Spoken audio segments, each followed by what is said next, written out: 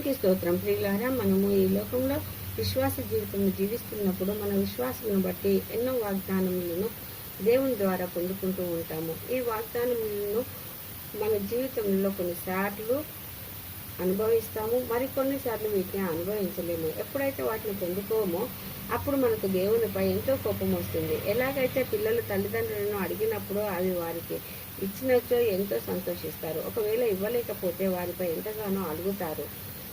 తల్లిదండ్రులపై వారు అడిగినది వారికి మంచిదా కాదా అని ఆలోచించి మంచిదైతేనే వారు ఇస్తారు, లేకపోతే ఇవ్వరు అని. కానీ కొన్నిసార్లు వారు అడిగినది సరైన పరిస్థితుల్లో సందర్భాల్లో కావచ్చు కాకపోవచ్చు అని వారు అర్థం చేసుకోరు.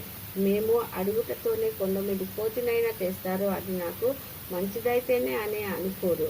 అదే విధంగా మన ప్రభువు మనకు ఎందుకు ఇవ్వలేదు, ఇది సరైన సందర్భమైనా కాదేమో, పరిస్థితులేనా కాదేమో అని. కానీ ఒకవేళ నా విశ్వాసంలో ఏమైనా పొరపాట్లు ఉన్నాయా, ఎందుకంటే ఆవగింజంత విశ్వాసము ఉంటే ఈ కొండలు పోయి సముద్రంలో పడమంటే పడుతుంది అన్నాడు కదా, మరి ఎందుకు ఇలా కాలేదు అని తప్పు ఎవరిలో ఉన్నది, ఎక్కడ ఉన్నది, ఏ లోపము అని చూసుకోకుండా సరి చేసుకోకుండా ఉంటారు. ఇంకా ప్రభు వాగ్దానం చేసినాడే అని అంటారు, కానీ దాన్ని సరిగా అర్థము చేసుకోరు. ఎందుకంటే బైబిల్లో వాగ్దానములు 2 రకాలుగా ఉన్నాయి.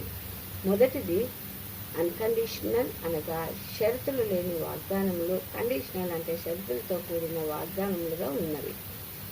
మొదటిగా షరతులు లేని వాగ్దానములు. ఇవి దేవుడు తన చిత్తము చొప్పున దయచేసిన వాగ్దానములు. అదే కాకుండా ఇవి ఎల్లవెల్లా స్థిరంగా ఉండే వాగ్దానాలు.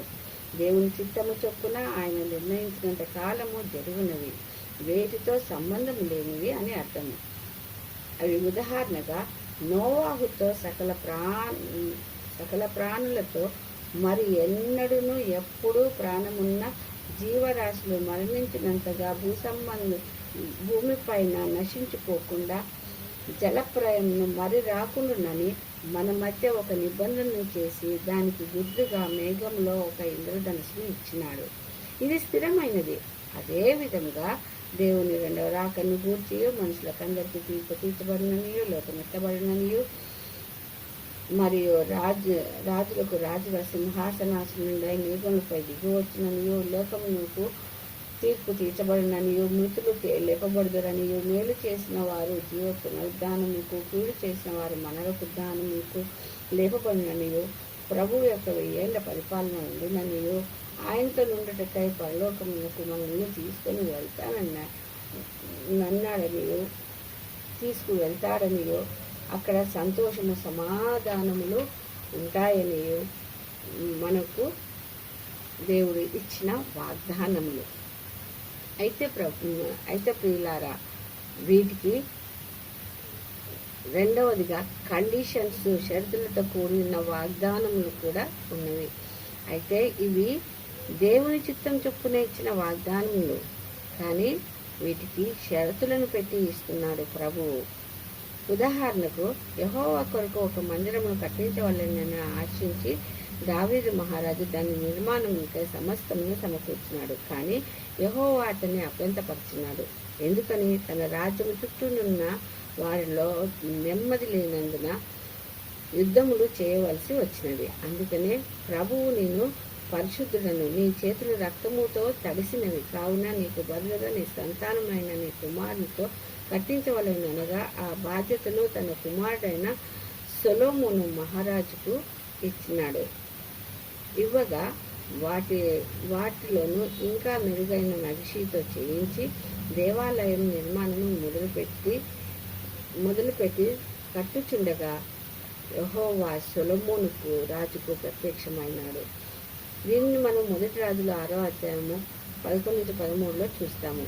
ఇంకా ప్రత్యక్షమై, నీవు నీ తండ్రి ఇచ్చిన బాధ్యతను ఎంతో భక్తి శ్రద్ధలతో చేస్తున్నావు, ఇందును బట్టియే నీ తండ్రికి ఇచ్చిన వాగ్దానం ప్రకారము నేను ఈ రాజ్యంపై స్థిరపరుస్తానని అనుకోకు. ఎందుకనగా నీవు నా ఆజ్ఞలను గైకొననే దీన్ని స్థిరపరుస్తానని చెప్తున్నాడు.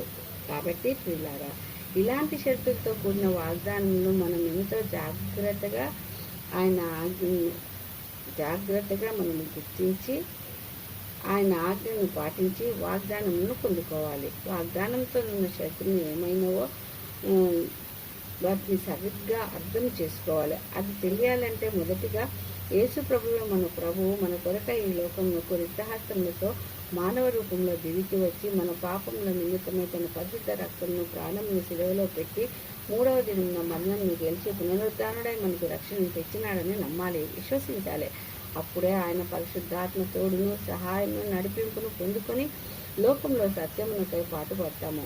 2 పేతురు 3:13 చెప్పినట్టు మనం ఆయన వాగ్దానమును బట్టి కొత్త ఆకాశము కొరకును కొత్త భూమి కొరకును కనిపెట్టుచున్నాము, వాటి యందు నీతి నివసించునని.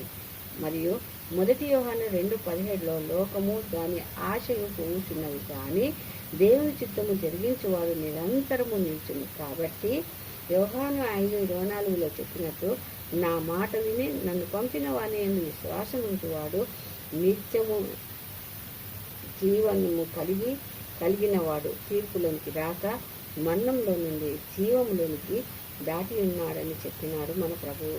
ఇంకా మీరు ఏమి పొందవలనను నేను చెప్పిన ఈ ఆజ్ఞలను గాయకోమన్నాడు. ఇంకా నీ దేవుడైన యెహోవాను నీ పూర్ణ మనసుతో నీ పూర్ణ హృదయంతో నువ్వు సేవింపవాలనను. 2వదిగా నిన్ను వలె నీ పొరుగు వాడిని ప్రేమింపవాలనని దేవుడు మనకు సెలవిచ్చినాడు. కాబట్టి మనము వాగ్దానములను పొందుకునే వాళ్ళ ఈ షరతులతో కూడినదై ఉంటుంది. కాబట్టి ఈ షరతులను మనము మన మనసులో పెట్టుకొని వాటిని పాటిస్తూ ఆయన ఇచ్చిన ఆజ్ఞలను పాటిస్తూ వాగ్దానములను పొందుకుందాము. ఆయన బిడ్డలుగా సాక్షులుగా జీవిద్దాము. దానికై తన పరిశుద్ధాత్మ తోడును సహాయము దయచేయమని ప్రార్థిద్దాము. ఈ కొద్ది వాక్యమును దేవుడు దీవించునుగాక, మనను ఆయన మార్గంలో నడిపించునుగాక. ఆమేన్. ఈ కొద్ది వాక్యం దేవుడు దీవించునుగాక. ఆమేన్. ఆమేన్.